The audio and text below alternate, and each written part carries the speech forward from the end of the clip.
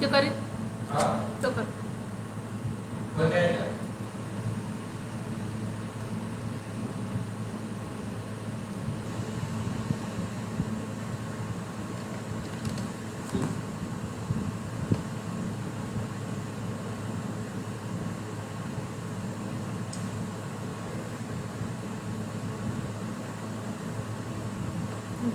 Phone करते हैं.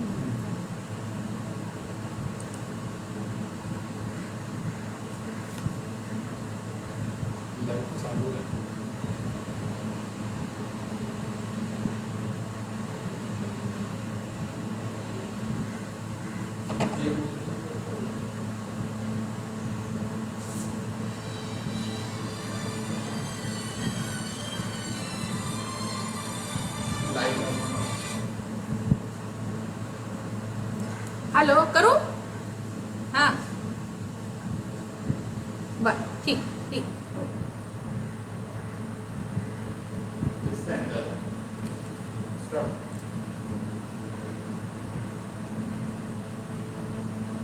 सर्वांना जय भीम.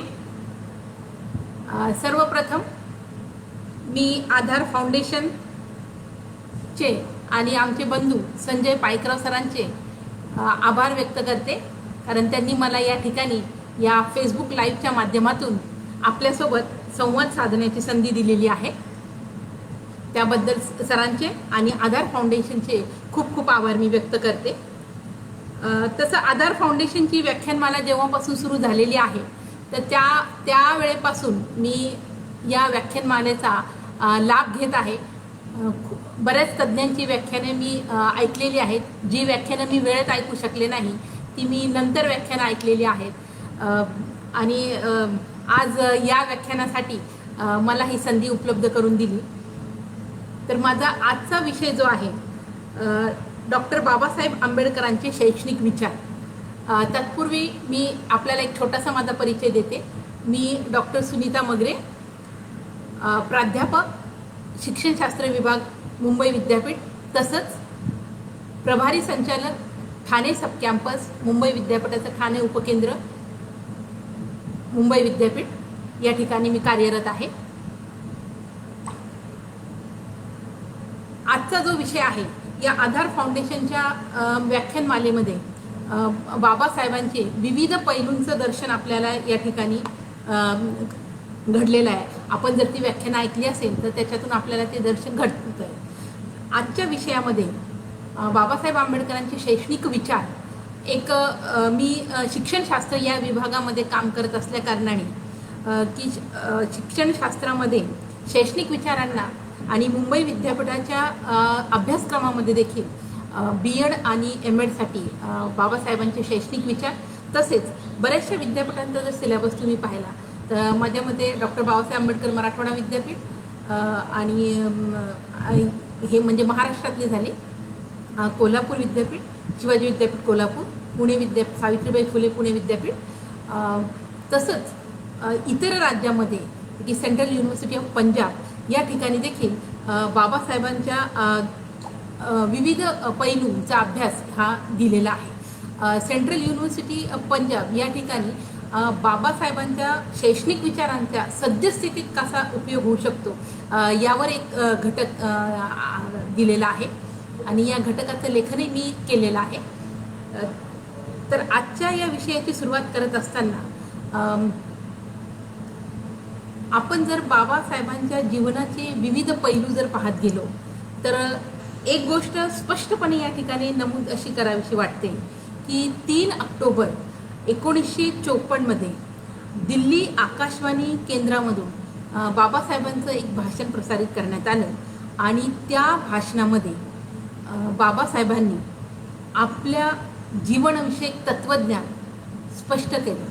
त्यांनी भाषणामध्ये असं म्हटलेलं आहे की माझं जीवनविषयक तत्त्वज्ञान मी केवळ 3 शब्दामध्ये सांगतोय, ते म्हणजे स्वातंत्र्य, समता आणि बंधुता. आणि हे जे जीवनविषयीचं तत्त्वज्ञान आहे हे बाबासाहेबांनी तथागत भगवान गौतम बुद्ध यांच्या शिकवणीतून हे तत्त्वज्ञान अंगीकारलं आहे. बाबासाहेबांच्या तत्वज्ञानाचा जो केंद्रबिंदू होता तो म्हणजे मानव. आपण बघतो की भगवान गौतम बुद्धाचं जे तत्वज्ञान आहे ते मानव याच्याशी निगडीत आहे आणि तेच तत्वज्ञान बाबासाहेबांनी फॉलो केलेलं आहे. तत्वज्ञानात समाज परिवर्तनाचे सामर्थ्य येण्यासाठी तत्वज्ञानामध्ये प्रामुख्याने काही गोष्टींचा समावेश असतो. तो म्हणजे एक, तत्वज्ञान हे सार्वत्रिक असावं लागतं. 2, तत्वज्ञानात समाजाचा व्यापक प्रसार झाला पाहिजे.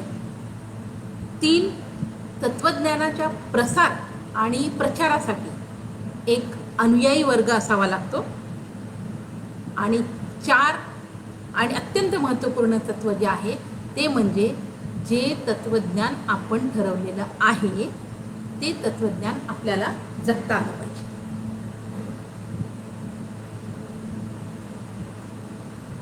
असं जर आपलं तत्वज्ञान असेल तरच तुम्ही तुमच्या तत्वज्ञानाने समाजाचे परिवर्तन घडवून आणू शकता. आणि बाबासाहेबांचं जीवनपट जर आपण बघितला तर आपल्याला या 4ही गोष्टींचा सुरेख संगम त्या ठिकाणी आपल्याला पाहावयास मिळतो. कारण बाबासाहेबांनी जे तत्वज्ञान मांडलं किंवा जे विचार दिलेले आहेत ते केवळ एका समाजापुरते मर्यादित नाही, तर ते अखंड विश्वाला हे प्रेरित करणारे आहे.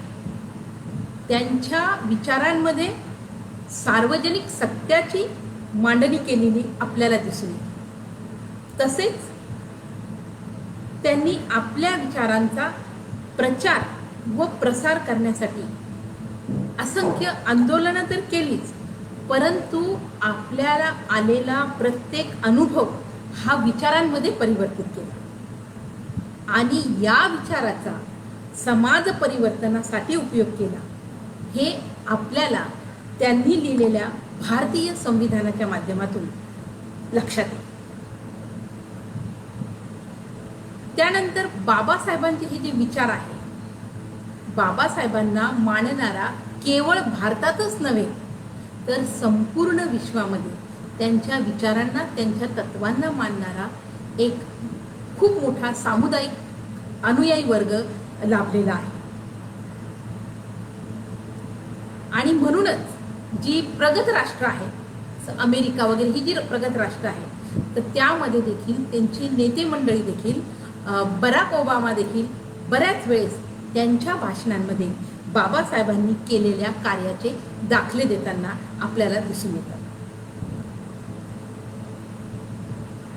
बाबासाहेब एक तत्वज्ञ चिंतक या भूमिकेतूनच मानवी जीवनाचा एकत्रितपणे विचार केलेला आपल्याला दिसून येतो. व्यक्तीचे सामाजिक, सांस्कृतिक, राजकीय, धार्मिक आणि आर्थिक जीवन हे वेगवेगळे नसून ते परस्परावलंबित आहे. ते परस्परांना पूरकच असले पाहिजे हे बाबासाहेबांनी आपल्याला त्यांच्या विचारातून पटवून दिलेले आहे. बाबासाहेब म्हणतात, केवळ राजकीय लोकशाही निर्माण करून चालणार नाही, नव्हे तर ती आपल्याला परवडणार देखील नाही.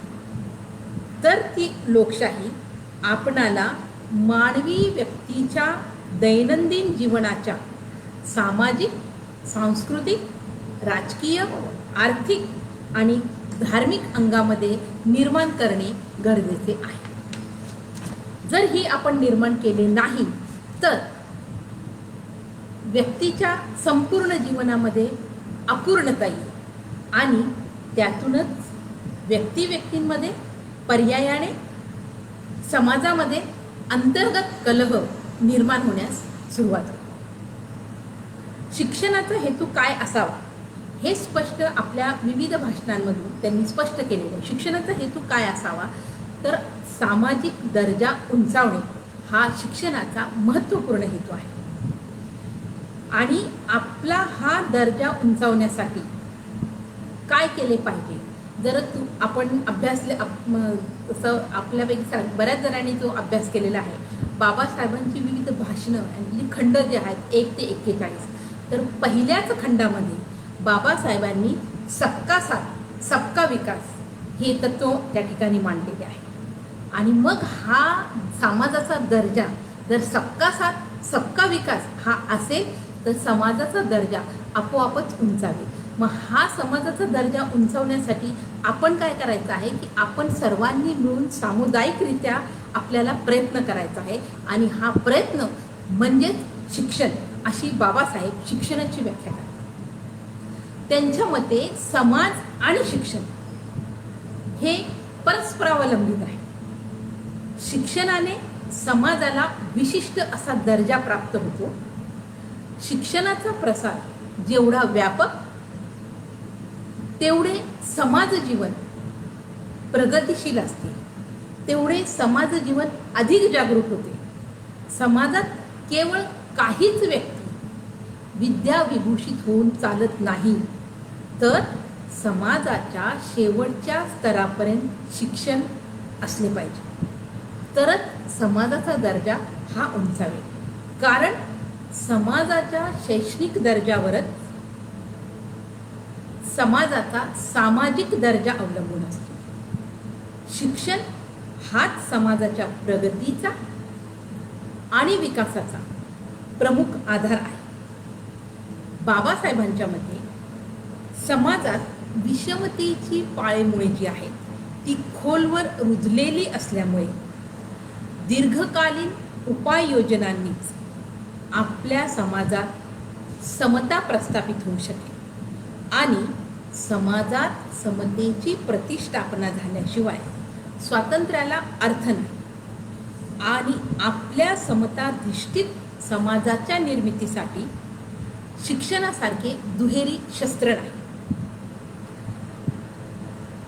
सर्वांना शिक्षण मिळणे आवश्यक असून समतेशिवाय स्वातंत्र्य म्हणजे पारतंत्र्याला निमंत्रण आहे.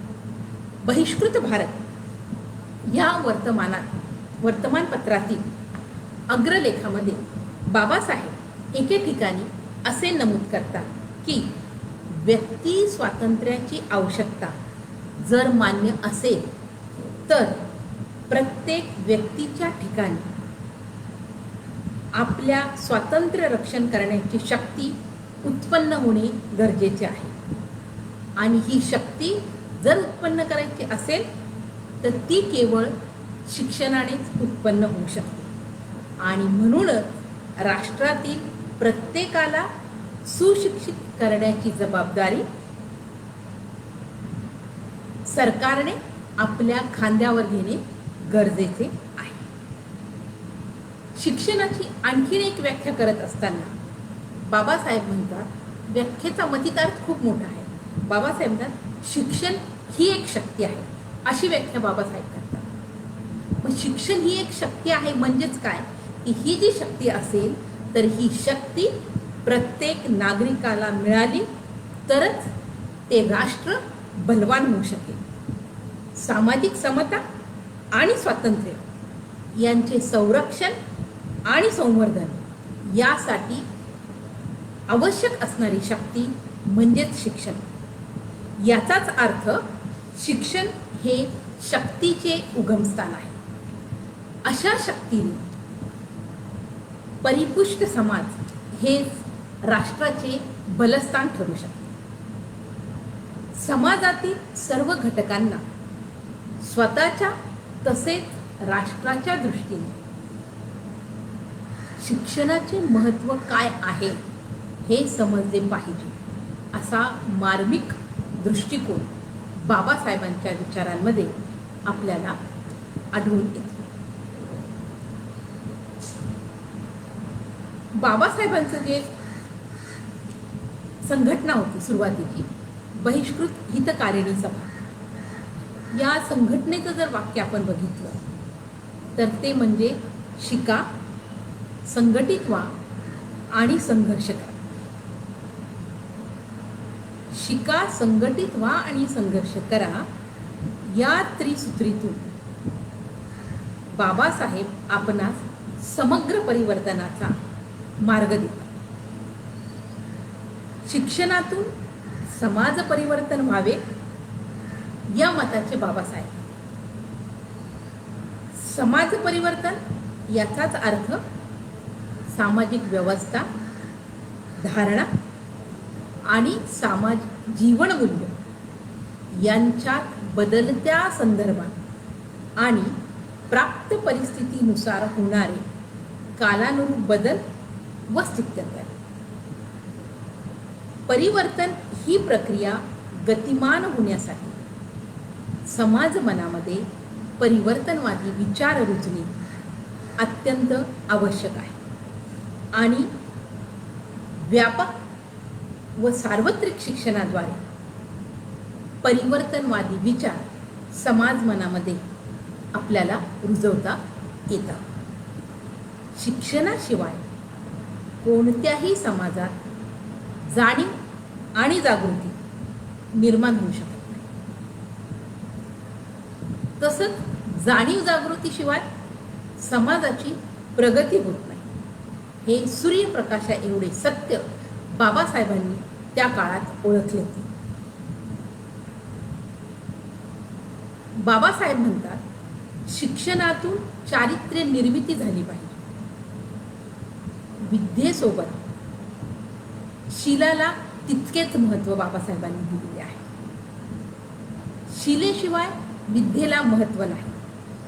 विद्या ही एक तलवारीसारखी आहे, परंतु विद्येचे महत्त्व तिला जो धारण करतो त्याच्यावर अवलंबून आहे. बुद्धी व चातुर्य यांना जर शिलाची जोड मिळाली तर त्याचं फलित हे काही वेगळंच आपल्याला बघायला मिळतं. विद्या, प्रज्ञा, करुणा, शील आणि मैत्री हे पंचतत्व अत्यंत महत्त्वपूर्ण भूमिका व्यक्तीच्या आयुष्यामध्ये बजावत असते आणि या पंचतत्वानुसारच प्रत्येकाने आपले चारित्र्य घडविले पाहिजे. समाजातील प्रत्येक व्यक्तीने ही विद्या, शील, चारित्र्य या गुणांनी सकस व संपन्न व्यक्ती बनावे असेच शिक्षण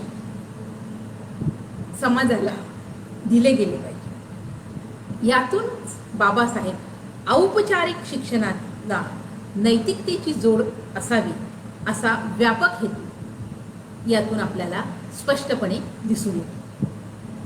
यापुढे जाऊ नये ते म्हणतात की उपासमारीने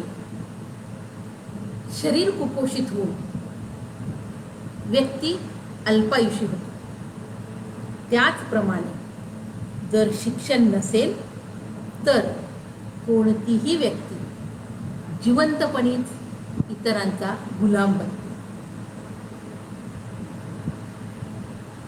बाबासाहेब शिक्षणाला औषधाची उपमा देतात. जसं आजार बरा होण्यासाठी आपण औषध घेतो आणि तो आजार बरा करतो, तसं आपल्याला स्वतःची प्रगती करायची असेल, समाजाची प्रगती करायची असेल, राष्ट्राची प्रगती करायची असेल तर त्यावर एक उत्तम औषध म्हणजे शिक्षण आहे. म्हणून बाबासाहेब शिक्षणाला औषधाची उपमा देतात. ते म्हणतात, शिक्षण हे माणसाला विचार देते, त्यांच्या बुद्धीची जोपासना करते, स्वतःच्या अस्तित्वाची जाणीव करून देते आणि स्वतःच्या अस्तित्वाची जाणीव करून देणे हे अत्यंत महत्त्वपूर्ण असं तत्व आहे. मानवी जीवनात स्वतःच्या अस्तित्वाची जाणीव ही अत्यंत मूलभूत आणि महत्त्वाची जाणीव आहे आणि याचा भान देणारा असा हा प्रकल्प आणि मानवी अस्तित्व प्रकाशमान करण्याचा विचार फक्त शिक्षक आणि शिक्षणच देऊ शकते. म्हणूनच बाबासाहेबांनी सामाजिक आणि आर्थिक विकासाचे साधन म्हणजे शिक्षण, व्यक्ती व समाज यांच्यातील परिवर्तनाचे साधन म्हणजे शिक्षण, सामाजिक जाणीवा निर्माण करण्याचे साधन म्हणजे शिक्षण व्यक्तीला जाणीव करून देते ते शिक्षण. शिक्षण म्हणजे ज्ञान आणि विवेक यांचा सुरेख संगम. अशा बहुआयामी स्वरूपामध्ये शिक्षणाचे वर्णन करून शिक्षणाचा एकूणच संबंध त्यांनी मुक्त मानवी जीवनाशी, व्यक्ती स्वातंत्र्याशी आणि स्वतंत्र रक्षणाशी जोडून शिक्षणाचा उदात्त ध्येय या ठिकाणी स्पष्ट केलेले आपल्याला दिसून येते. शिक्षणाद्वारे सामाजिक समता प्रस्थापित व्हावयासाठी सामाजिक समता आणि स्वातंत्र्य यांचे संरक्षण व संवर्धन यासाठी असणारी शक्ती म्हणजे शिक्षण. सर्वांसाठी शिक्षण आणि सर्वांना विकासाचे स्वातंत्र्य हवे. शिक्षण हाच राष्ट्राच्या प्रगतीचा महत्त्वपूर्ण दुवा आहे. सामाजिक क्रांती घडवून आणावयाची असेल तर याचे बीजारोपण हे बालवयातच व्हावयास हवे. म्हणून बाबासाहेब म्हणतात की शिक्षण हे वाघिणीचे दूध आहे आणि जो हे दूध प्राशन करेल तो गुरगुरल्याशिवाय राहणार नाही. बाबासाहेबांच्या विविध लेखनातून आणि विविध भाषणातून त्यांनी शिक्षणाची काही उद्दिष्टे स्पष्ट केलेली आपल्याला दिसून येतात. त्यापैकीच मी उद्दिष्ट या ठिकाणी सांगू शकते. महत्त्वपूर्ण उद्दिष्ट त्यांनी असं सांगितलेलं आहे की श्रेष्ठ ज्ञानाची निर्मिती किंवा श्रेष्ठ दर्जाची ज्ञान प्राप्त करणे. मग हे श्रेष्ठ दर्जाचं ज्ञान म्हणजे काय? सोप्या शब्दात सांगायचं झालं तर मानवाला जीवन जगण्यासाठी अन्न, वस्त्र आणि निवारा या 3 मूलभूत गरजांची आवश्यकता असते. परंतु बाबासाहेबांच्या मते अन्न, वस्त्र आणि निवारा यांच्यासोबत एक चौथी आणि अत्यंत महत्त्वपूर्ण जी मूलभूत गरज कोणती आहे तर ती म्हणजे शिक्षण. हे त्यांनी त्या ठिकाणी स्पष्ट केले. आणि शिक्षण जर घेतलं तरच आपल्याला आपले जीवन चांगले, सुस्थितीत, व्यवस्थित हे जगता येईल. आणि शिक्षणाने जे ज्ञान मिळालेलं आहे त्या ज्ञानाचा उपयोग त्याला मानवाला त्याच्या दैनंदिन व्यवहारात करता आला पाहिजे. जर ज्ञानाचा उपयोग दैनंदिन व्यवहारात करता आला तरच त्याचा खरा उपयोग आहे. नाही तर ते ज्ञान एक शोभेचा दागिना म्हणून आपल्या अंगावर बसते. तर हा ज्ञान हे शोभेचा दागिना आपल्याला करायचा नाहीये, तर त्याचा आपल्या दैनंदिन व्यवहारामध्ये स्वतःच्या उपयोगासाठी, समाजाच्या विकासासाठी, पर्यायाने राष्ट्राच्या विकासासाठी याचा उपयोग आपल्याला करायचा आहे. कोणताही मनुष्य हा दीर्घोद्योगी, पराक्रमी व बुद्धिमान होण्यासाठी त्याला ज्ञानाची जोड ही असावीच नाही. दुसरं महत्त्वपूर्ण उद्दिष्ट बाबासाहेबांनी जे सांगितलेलं आहे ते म्हणजे माणसातील न्यूनगंड नाहीसा करणे.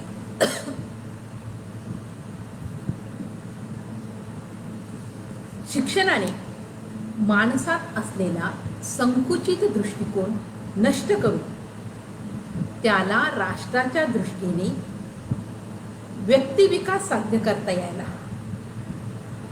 जनता या साप्ताहिकात बाबासाहेब एके ठिकाणी म्हणतात, खालच्या वर्गाची ज्याच्यामुळे प्रगती खुंटली व त्यांना दुसऱ्यांचे गुलाम व्हावे लागले तो न्यूनगंड त्यांच्यातून नष्ट करणे अत्यंत महत्त्वाचे आहे.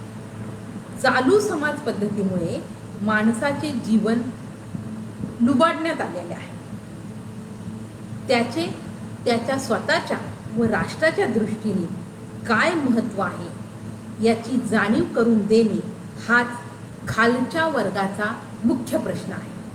आणि हा मुख्य प्रश्न जर सोडवायचा असेल तर शिक्षणाशिवाय दुसरा कुठलाही योग्य मार्ग नाही. शिक्षणाच्या प्रसारानेच हा प्रश्न आपण सोडवू शकतो. तिसरं महत्त्वपूर्ण उद्दिष्ट म्हणजे आत्मनिर्भरता. आत्मनिर्भर भारत हे स्वप्न, हे उद्दिष्ट बाबासाहेबांनी त्या काळी बघितलेलं होतं. कारण बाबासाहेबांची ज्ञानावर अपार अशी श्रद्धा होती. शिक्षणाशिवाय आत्मउद्धाराचा दुसरा मार्गच असू शकत नाही. दुःख, दैन्य, दारिद्र्य, गुलामी ही ज्ञानप्राप्तीशिवाय दूर होऊच शकत नाही. शिक्षणाशिवाय स्वाभिमान, स्वावलंबन अशक्य आहे. त्यासाठी शिक्षण हे आत्मनिर्भर असावे. शिक्षणातून विद्यार्थ्यामध्ये आत्मविश्वास निर्माण व्हायला हवा. तशी व्यवस्था शिक्षणामध्ये करण्यात यावी. समाज हितासाठी विद्यार्थ्यांमध्ये, व्यक्तीमध्ये आत्मविश्वास निर्माण होणं खूप महत्त्वाचं आहे. आणि हा आत्मविश्वास केवळ शिक्षणाने निर्माण करता येतो. कारण आत्मविश्वास ही एक नैसर्गिक शक्ती आहे. पुढील उद्दिष्ट बाबासाहेबांनी असे की त्यागाची भावना आणि राष्ट्रीय भावनेचा विकास. बाबासाहेब म्हणतात, कोणतीही गोष्ट हव्यासापोटी न करता तेथे त्याग करण्याची वृत्ती ठेव. यातही आपल्याला बाबासाहेबांचे भगवान गौतम बुद्धाचे तत्वज्ञान दिसून येते. आणि ही त्याग करण्याची वृत्ती जर तुम्ही ठेवली तर तुमचा विकास आणि प्रगती तुम्हाला सहज साध्य करू शकता. शिक्षणाद्वारे विद्यार्थ्याला त्यागाची परिसीमा गाठता यायला हवी. कारण हेच विद्यार्थी उद्याचे भारत घडवणार आहे. उद्याचे सक्षम नागरिक ते असणार आहे. उद्याचा आदर्श नागरिक तुम्हाला घडवायचा असेल, या आदर्श नागरिकातूनच उद्याचा आत्मनिर्भर भारत घडवायचा आहे. म्हणून शिक्षणाने विद्यार्थ्यांमध्ये राष्ट्रीयत्वाच्या भावनेचा विकास आणि परिपोष साधता आला पाहिजे. शाळेविषयी बाबासाहेबांचे असे मत आहे. बाबासाहेब म्हणतात, शाळा ही एक अशी संस्था आहे की ज्यामध्ये विद्यार्थ्यांची मनं सुसंस्कृत होतात. शाळा हे उत्तम नागरिक तयार करण्याचे असे पवित्र क्षेत्र आहे. शाळा म्हणजे राष्ट्रीयतेचे आणि मानवतेचे अज्ञान दूर करण्याचे मुख्य साधन आहे. तर अशा प्रकारे ही उद्दिष्ट बाबासाहेबांच्या लेखनातून आणि भाषणातून आपल्याला निदर्शनास येतात.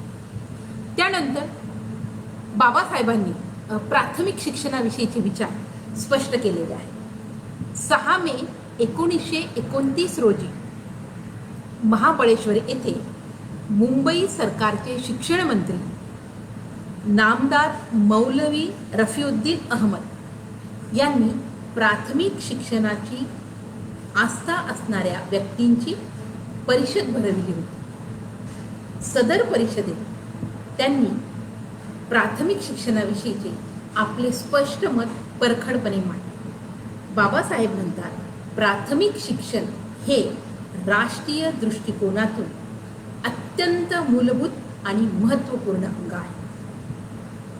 शिक्षणाचा सार्वत्रिक प्रसार हा राष्ट्रीय प्रगतीचा पाया आहे. त्यामुळे प्राथमिक शिक्षण केवळ जनतेवर सोपवून चालणार नाही, तर सरकारने त्याची जबाबदारी घेतली पाहिजे आणि सक्तीचं प्राथमिक शिक्षण केलं पाहिजे. त्यासाठी सक्तीचा कायदा केला पाहिजे. आजपर्यंतचा इतिहास आपल्याला असा दिसून येतो की जी प्रगत राष्ट्र आहे किंवा जी प्रगत राष्ट्र होत आहे, तर या सर्व प्रगत राष्ट्रांनी शिक्षणासाठी सक्तीचा कायदा केला. विशेष करून प्राथमिक शिक्षणासाठी. प्राथमिक शिक्षणासाठी सक्तीच्या कायद्याद्वारे त्यांनी आपल्या देशाची निरक्षरता दूर केलेली आहे. आणि म्हणूनच आपणही प्राथमिक शिक्षणासाठी सक्तीचा कायदा करणे गरजेचे आहे. एवढेच भागून चालणार नाही, तर प्राथमिक शिक्षण हे सक्तीचे आणि मोफत असलेच पाहिजे. समाजाच्या त्या स्तरापर्यंत की ज्या समाजाला आजपर्यंत शिक्षणाचा काय म्हणतो ना आपण की स्पर्शही झालेला नाही, अशा समाजासाठी, मागासलेल्या समाजासाठी शिक्षण हे पूर्णपणे मोफत आणि सक्तीचेच असले पाहिजे. मूल्य शिक्षणाच्या संदर्भामध्ये बाबासाहेबांचे असे स्पष्ट मत होते की प्राथमिक शिक्षणामध्ये मूल्य शिक्षणाचा समावेश असला पाहिजे. कारण बालवय हे अत्यंत संस्कारक्षम वय आहे. या वयामध्ये तुम्ही जितके चांगले अधिक संस्कार करणार तितका तो विद्यार्थी अधिक सुसंस्कृत आणि संस्कारक्षम होतो. म्हणून शिक्षणामध्ये मूल्यांचा समावेश असला पाहिजे. शिक्षण हे मूल्याधिष्ठित असले पाहिजे. शिक्षण आणि नैतिकता ह्या एकाच नाण्याच्या दोन बाजू आहेत. शिक्षणाशिवाय नैतिकता आणि नैतिकतेशिवाय शिक्षण अगदी अशक्य आहे. बालकांना घडवण्याचं प्रमुख साधन म्हणजे शिक्षण आणि या शिक्षणातूनच त्यांच्या मनावर हे संस्कारांची रुजवणूक ही केली गेली पाहिजे. बाबासाहेब त्या काळीच आनंददायी शिक्षणाची संकल्पना सांगतात. त्यांनी सांगितले की बालकांवर कुठल्याही प्रकारची जोर जबरदस्तीनं त्यांच्यावर जबरदस्तीने शिक्षण लादण्यापेक्षा त्यांच्या इच्छेनुसार आणि आवडीनुसार त्यांना शिक्षण हे दिले गेले पाहिजे. तशी आवड त्यांच्यामध्ये निर्माण केली पाहिजे. तरच या देशाला कुशल नागरिक निर्माण करता येतील. आणि जर नागरिक कुशल असेल तर नक्कीच राष्ट्राचा विकास हा चांगल्या दिशेने घडून येईल. शिक्षक आणि विद्यार्थी कसा असावा या संदर्भामध्ये बाबासाहेबांचे विचार अत्यंत प्रेरणा देणारे आहेत.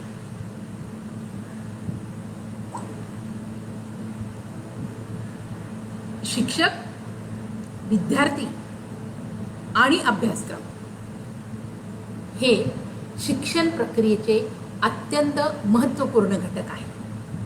आणि विद्यार्थी आणि अभ्यासक्रम याच्यामधला दुवा म्हणजेच शिक्षक होय. मग हा शिक्षक कसा असायला हवा? कारण हाच शिक्षक विद्यार्थी आणि अभ्यासक्रम यातील दुवा बनून त्यांच्यामध्ये परस्पर संबंध निर्माण करून एक चांगला नागरिक या देशाला देऊ शकतो.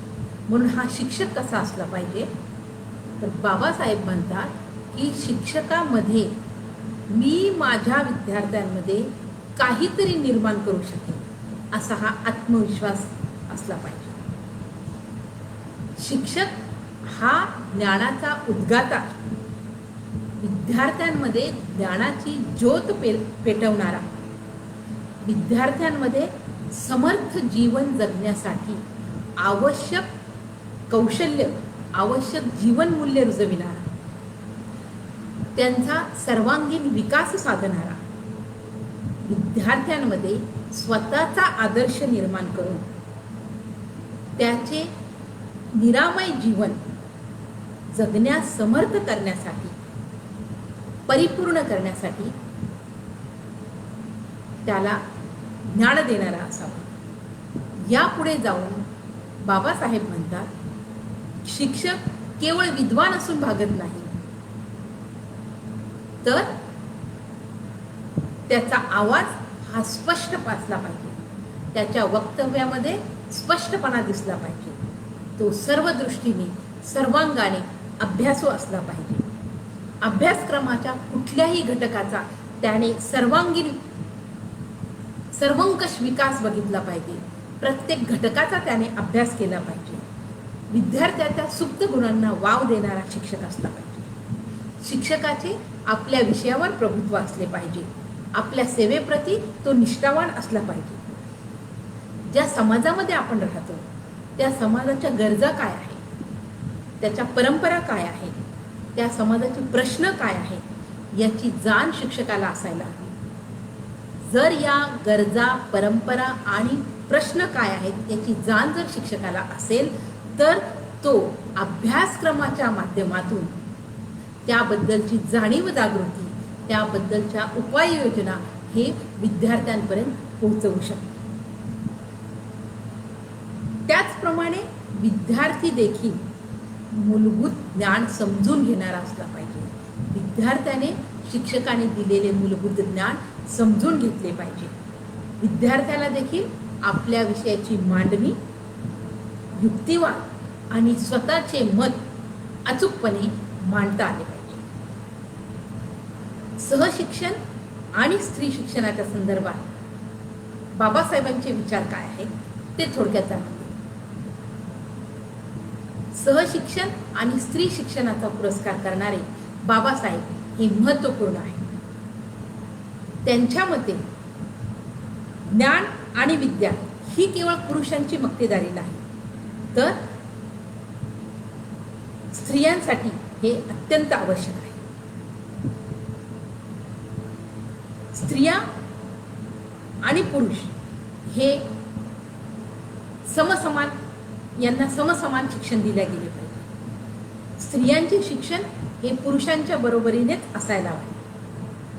पुराणमतवादी लोकांचे जे सहशिक्षणाविषयीचे जे मत होते की स्त्री पुरुषांनी एकत्र येऊ नये, एकत्र शिकू नये, नाहीतर त्याचे परिणाम वाईट होतात, हे जे मत आहे हे मत बाबासाहेबांनी खोडून काढले आणि जेथे जेथे शक्य असेल तेथे तेथे सहशिक्षण दिलेच गेले पाहिजे असे परखड मत त्यांनी मांडले. त्यांच्या मते सहशिक्षणाने स्त्री पुरुषांचा एकमेकांबद्दलचा आदरभाव वाढेल. स्त्रियांना शिक्षण हे सक्तीचे आणि सार्वत्रिक करावे असावे, कारण एक स्त्री शिकली तर अख्खे कुटुंब साक्षर. बाबासाहेब म्हणतात, जर तुम्हाला एखाद्या समाजाची प्रगती मोजायची असेल तर ती प्रगती ही त्या समाजातील स्त्रिया किती शिक्षित आहे त्यावर त्या समाजाची प्रगती ही अवलंबून असते. तसंच तांत्रिक शिक्षणामध्ये देखील बाबासाहेबांचे विचार खूप महत्त्वपूर्ण आहेत. बाबासाहेब म्हणतात की प्राथमिक शिक्षणासोबतच विद्यार्थ्याला तांत्रिक शिक्षणही दिले गेले पाहिजे, परंतु हे तांत्रिक शिक्षण सक्तीचे नसावे. ते त्याच्या आवडीनुसार, त्याच्या कुवतीनुसार तांत्रिक शिक्षण हे त्याला मिळाले पाहिजे, कारण कामगारांची उत्पादकता ही त्याला मिळालेले शिक्षण आणि प्रशिक्षणावर अवलंबून असते. कामगाराला राष्ट्रीय विकासात सामावून घेण्यासाठी, राष्ट्राची आणि त्या कामगाराची प्रगती साधण्यासाठी त्याला उच्च दर्जाचे तांत्रिक शिक्षण हे मिळालेच पाहिजे. तसंच बाबासाहेबांची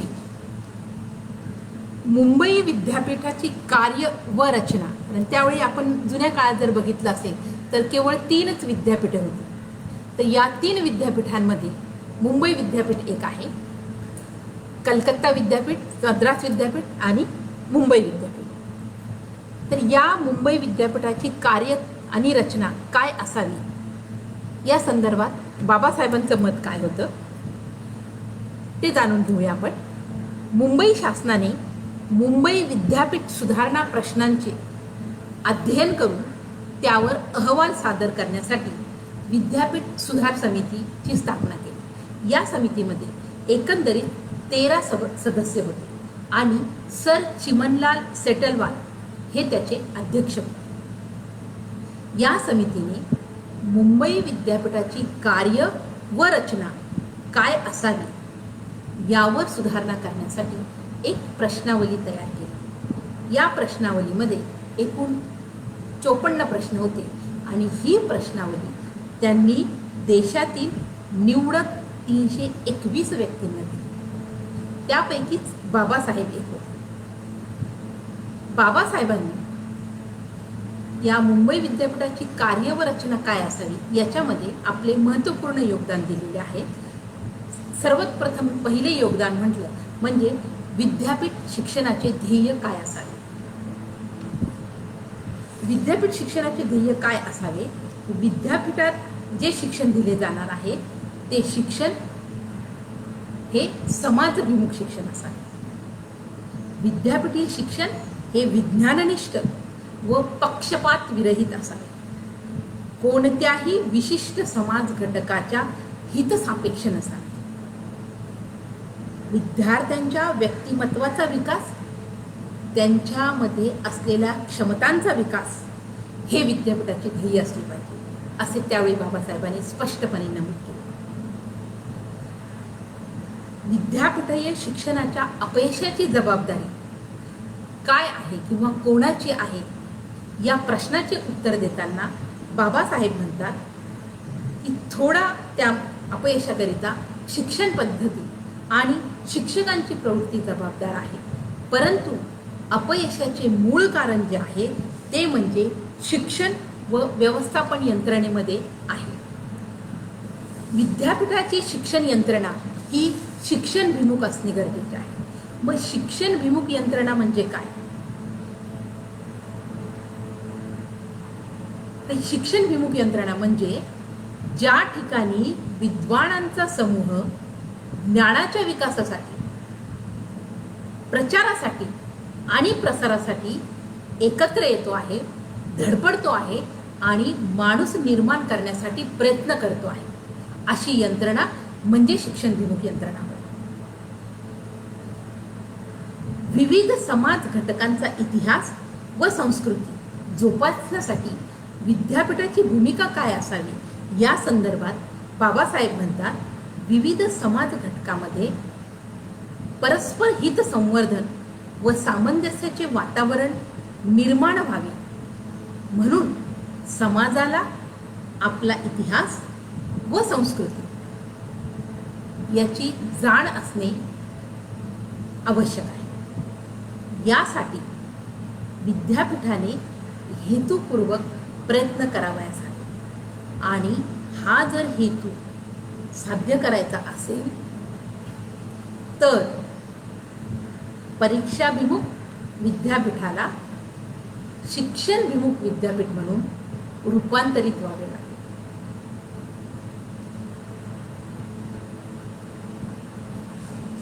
डिसेंबर 1952 मध्ये एल्फिन्स्टन महाविद्यालयाच्या संमेलन प्रसंगी बाबासाहेब म्हणतात, बदलत्या काळाच्या गरजेप्रमाणे विद्यापीठीय शिक्षणाची पुनर्रचना करण्याची आवश्यकता आहे.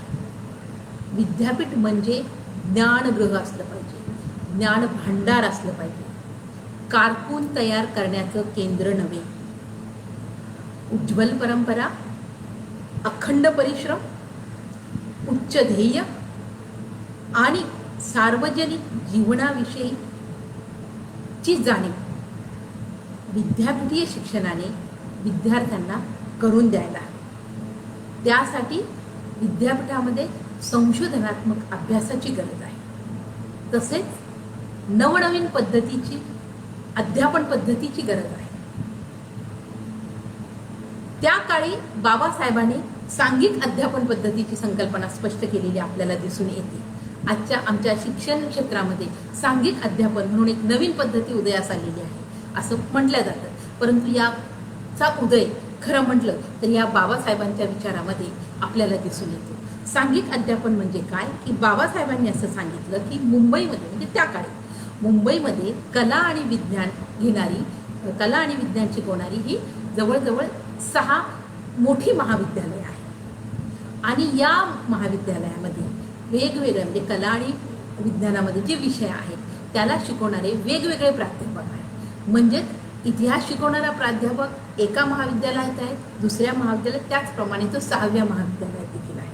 तर मग हे एकाच विषयासाठी एवढे सगळे प्राध्यापक जर आपण एकत्र आणले आणि एका कॉलेजमध्ये जर तो विषय ठेवला, समजा एका कॉलेजमध्ये इतिहास आणि अर्थशास्त्र हा विषय जर त्या ठिकाणी ठेवला, त्या महाविद्यालयामध्ये ठेवला आणि 6ही महाविद्यालयांची प्राध्यापक जर आपण त्या ठिकाणी एकत्र आणली तर प्राध्यापकांची संख्या तर वाढेलच, परंतु त्या विषयाची मांडणी, त्या विषयाची विभागणी ही अत्यंत सूत्रबद्ध पद्धतीने करते.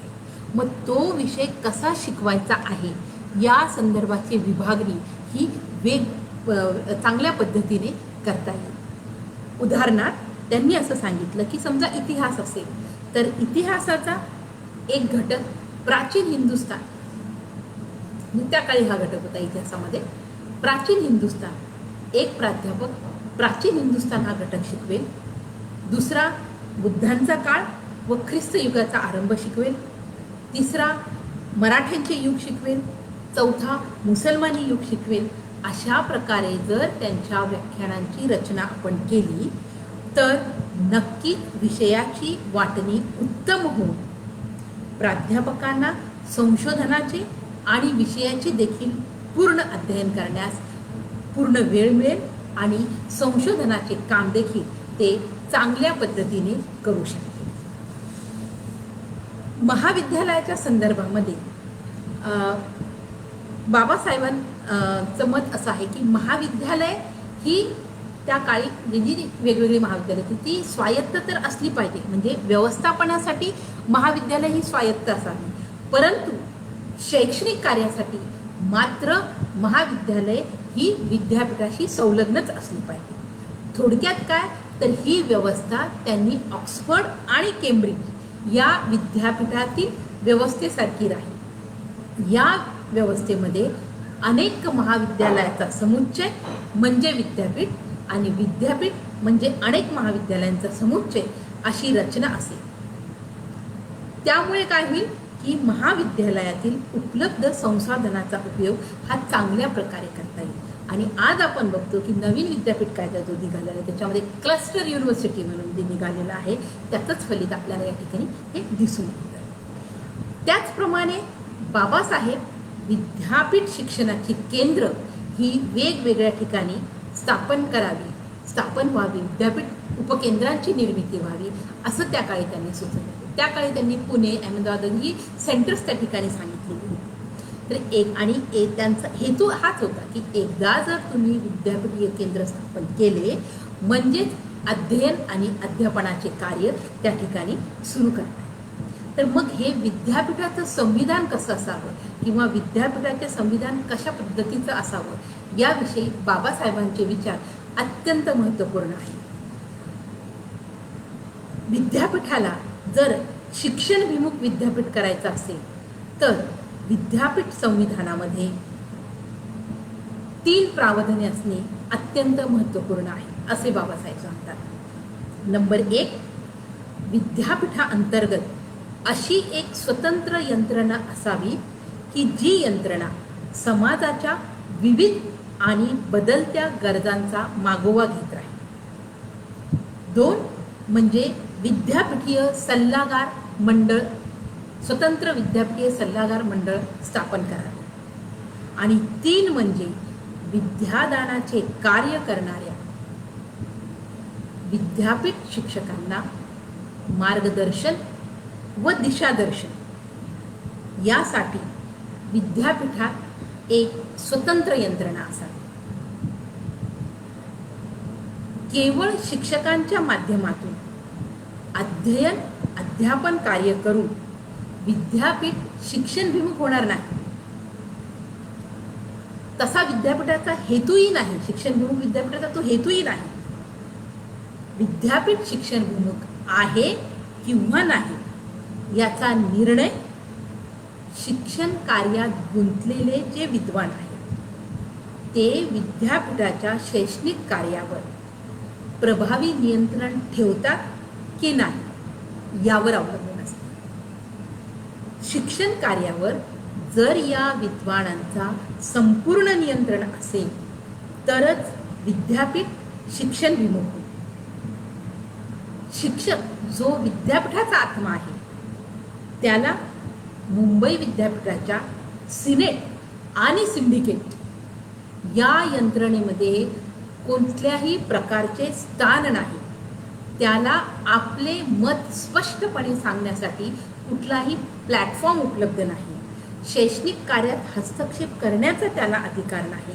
आणि म्हणूनच सिनेट, मुंबई विद्यापीठाच्या सिनेट आणि सिंडिकेट या यंत्रणेमध्ये शिक्षकांचा समावेश करणे गरजेचे आहे असे परखड मत बाबासाहेबांनी त्यावेळेला मांडले.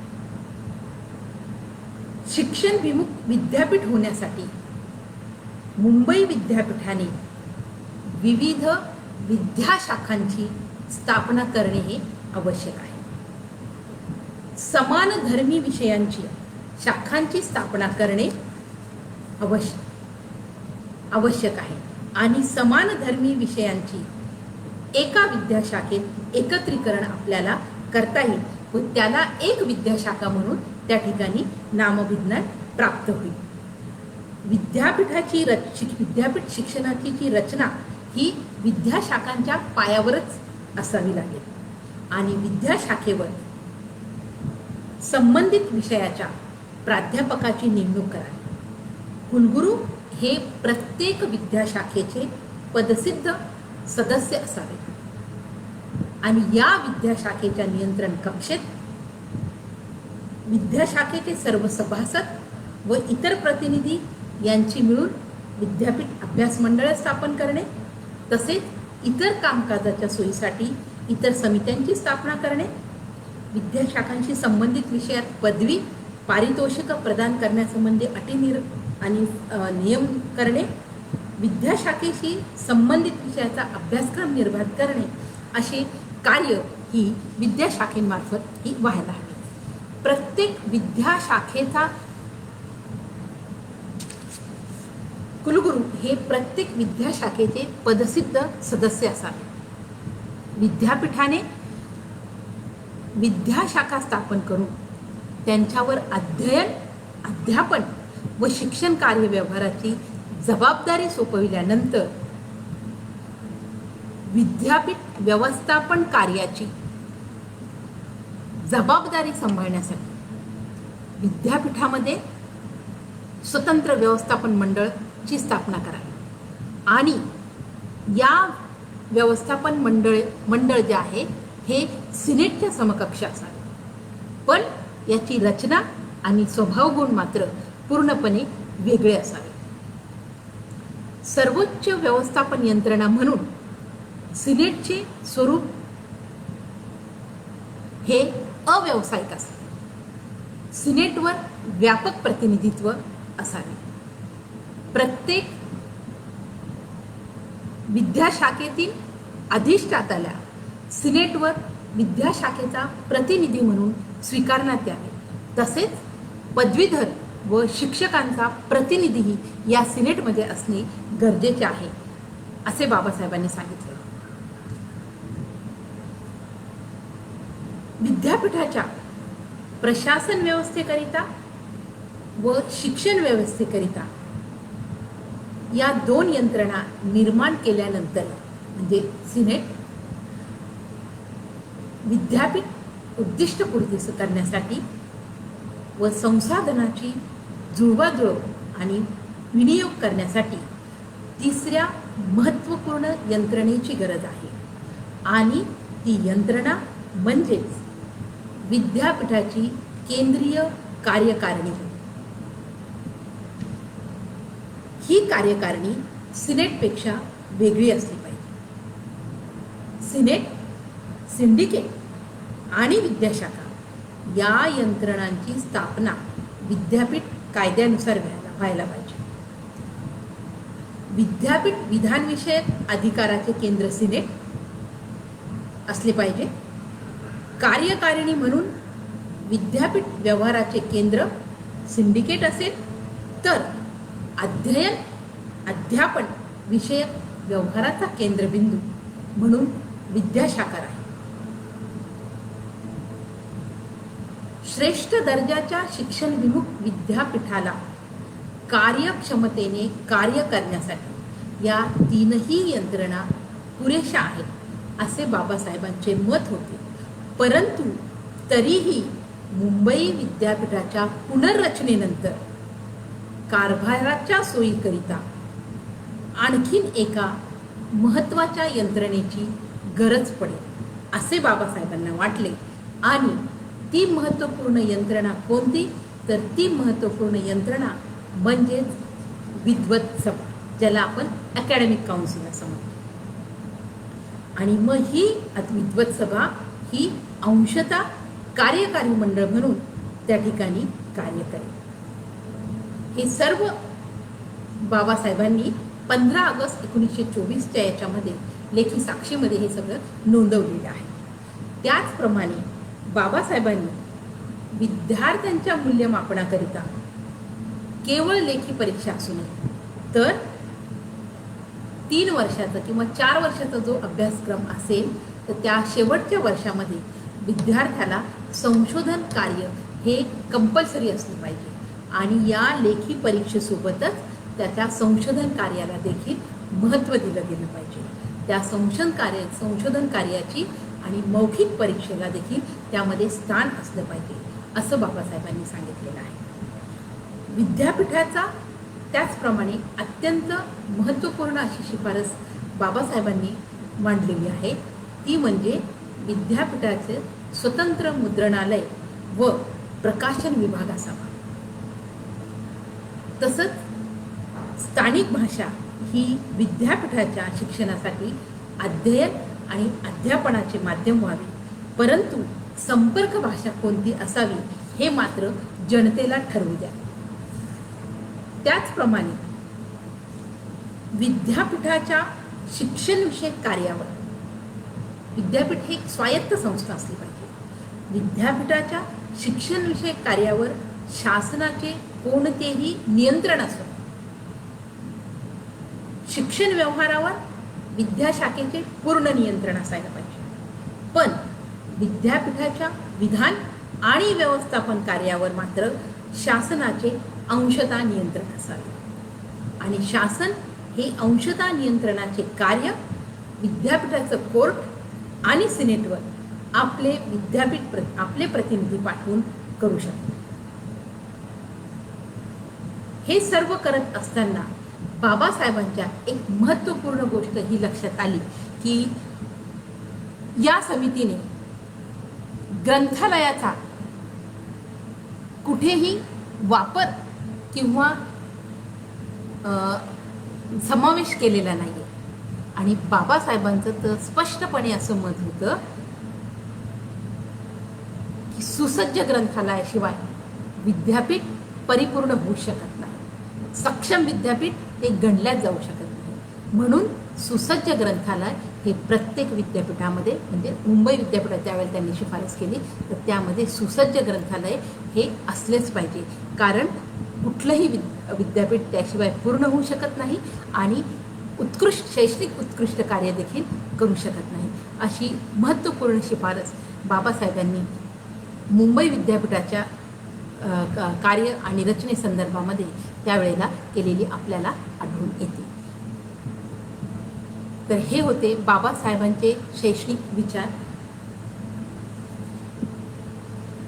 मी पुनश्च एकदा आपल्या सर्वांचे, माझं व्याख्यान आपण ऐकलं, आपल्या सगळ्यांचे मी आभार व्यक्त करते आणि पुन्हा एकदा आधार फाउंडेशन आणि आमचे बंधू संजय पायकरावकर यांचे पुनश्च आभार व्यक्त करते आणि आपल्या वाणीला मी या ठिकाणी विराम देते. जय देव.